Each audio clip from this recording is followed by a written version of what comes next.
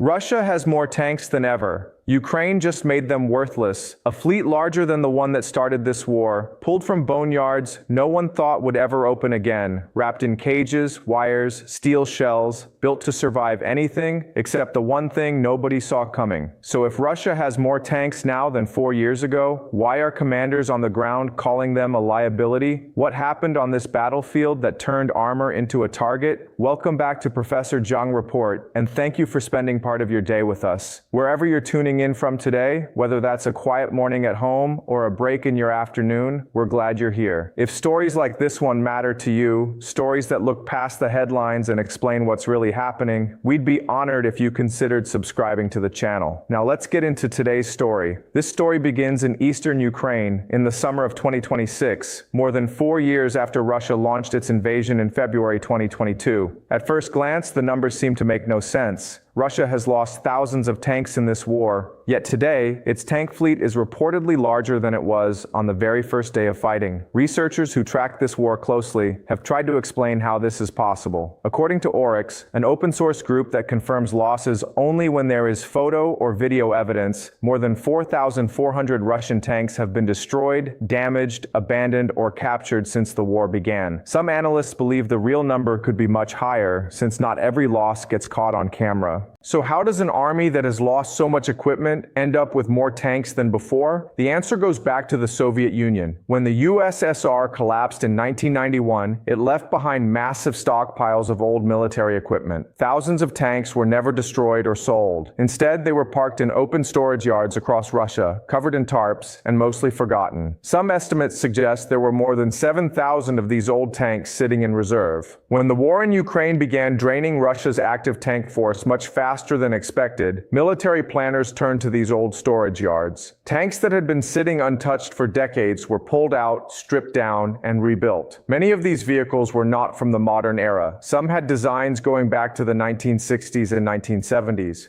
This rebuilding effort became so urgent that Russian officials publicly announced a program to repair engines that had been written off as completely dead. They took old tank engines from the early 1970s and tried to rebuild them piece by piece. It was, in effect, an attempt to bring Cold War machines back to life. By combining new production with these recovered and rebuilt tanks, Russia's overall tank numbers grew larger than where they started, even after years of heavy battlefield losses. On paper, this looked like a remarkable recovery, but this is only the beginning of the story, because while Russia was busy pulling old tanks out of storage and putting them back on the road, the battlefield itself was changing in ways that would make all of this rebuilding far less valuable than it appeared. What seemed like a victory in numbers was about to run into a very different kind of problem. To understand what is happening right now on the battlefield, it helps to look at how a tank actually works and where its weaknesses lie. Many Russian tanks, including the T-72, T-80, and T-90 models, use something called an automatic loader. This system lets a smaller crew operate the tank, but it also means ammunition is stored close to the crew, inside the turret itself. When that ammunition is hit, it can explode all at once. Soldiers on the ground have a grim nickname for this. They call it the Jack-in-the-Box effect, because the entire turret can be blown into the air in a single moment. This design was not a mistake. Soviet engineers built tanks this way on purpose, decades ago, expecting a different kind of war, one focused on speed and large numbers rather than individual protection. That trade-off made sense for the war they imagined. It does not make sense for the war happening today. What changed everything is the sky above the battlefield. In the early years of the war, anti-tank missiles like the American Javelin and British NLAW were the biggest threat to Russian armor. By 2025, that had shifted dramatically. Independent assessments now credit drones with roughly 65% of all Russian tank losses. These are not large military drones flying high above the ground. They are small, first-person view drones, often called FPVs. Built with a simple frame, a camera, a motor, and a small warhead. Ukraine's defense industry has reportedly scaled up production to more than 8 million of these drones per year, built across more than 160 companies, from large factories to small garage workshops. Russia has tried several ways to fight back against this threat. The first method was electronic jamming, designed to cut the signal between a drone and its operator. For a while, this worked. Then Ukraine switched to fiber optic drones, which are connected to their pilot by a thin physical cable instead of a radio signal. Because there is no signal to jam, these drones are extremely difficult to stop electronically. With jamming no longer reliable, Russian crews turned to physical protection instead. It started with simple metal cages welded onto tanks to block dropped grenades. Then came fully enclosed metal shells covering entire vehicles, nicknamed turtle tanks by observers. Later versions added rows of metal spikes, and eventually thousands of thin wire strands draped over the vehicle, designed to snag drones before they could detonate against the armor. Some of these modified tanks have managed to survive multiple drone strikes before finally being destroyed, but survival has not meant victory. Despite every layer of improvised protection, these heavily armored, heavily modified vehicles are still being knocked out of action on a regular basis, raising serious questions about how much longer this approach can hold. What is happening on this battlefield carries consequences that reach far beyond Ukraine's borders. Military observers in Beijing, Taipei, and NATO capitals are watching closely, because the lessons being learned here are reshaping how nations think about the future of ground warfare. For Russia, the consequences are significant. Analysts who track satellite imagery of Russian storage yards report that the supply of old Soviet tanks sitting in reserve is running low. One estimate from June 2026 suggests that only a few hundred tanks remain in those yards that could realistically be restored and put back into service. At the same time, Russia's modern tank factories can only produce a few hundred new vehicles each year. That production rate falls far short of replacing the tanks being lost in active combat. If this pattern continues, some analysts believe Russia's reserve of restorable tanks could run out within months, leaving the country reliant entirely on its limited new production going forward. This raises a difficult question for Russian military leadership. Do they hold their remaining tanks back, waiting for new technology that might counter the drone threat? Or do they continue committing armor to the front, knowing that losses will keep mounting?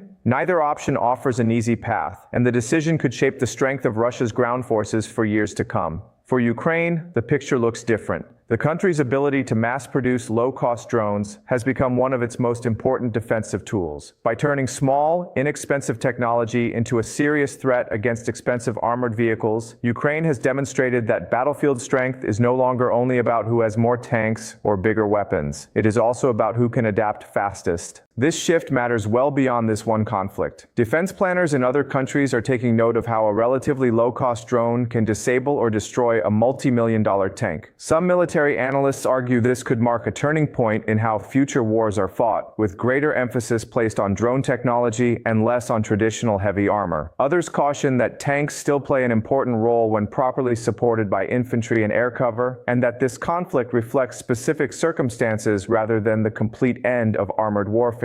There are also human and economic costs to consider. Continued tank losses mean continued strain on Russia's defense industry and its broader economy. For Ukraine, sustaining drone production at this scale requires significant industrial coordination and resources, even as the country faces ongoing fighting on its own soil. Taken together, these developments suggest that the war in Ukraine is doing more than determining territorial outcomes. It is actively shaping military doctrine, defense spending decisions, and battlefield strategy for armed forces well beyond the region. So where does this leave the people watching this conflict unfold from afar? It leaves you with some important questions worth thinking about. If a small, low-cost drone can disable a multi-million-dollar tank, what does that mean for how nations should be spending their defense budgets in the years ahead? Should countries be investing less in heavy armor and more in cheap, mass-produced technology? There is no simple answer, but it is a question that militaries around the world are now being forced to confront. In the months ahead, several developments are worth watching closely. Analysts expect Russia's supply of restorable Soviet-era tanks to shrink further, based on current usage patterns. If that reserve runs low, as some estimates suggest, Russian commanders will face a real decision point. They may choose to hold back their remaining armor, waiting for new defensive technology that could change the battlefield again. Or they may continue sending tanks forward despite the risks. Either choice will likely become clearer in public reporting over the coming months, as independent trackers continue to document battlefield losses and satellite imagery of storage yards. It is also worth watching how quickly countermeasures continue to evolve on both sides. Drone technology and the methods used to defend against it have changed rapidly throughout this war, often within a matter of months. Whatever balance currently exists between offense and defense on this battlefield may look very different even a year from now. If you want to stay informed as this story develops, following credible, independent sources such as open-source tracking projects, established defense research institutions, and verified satellite imagery analysis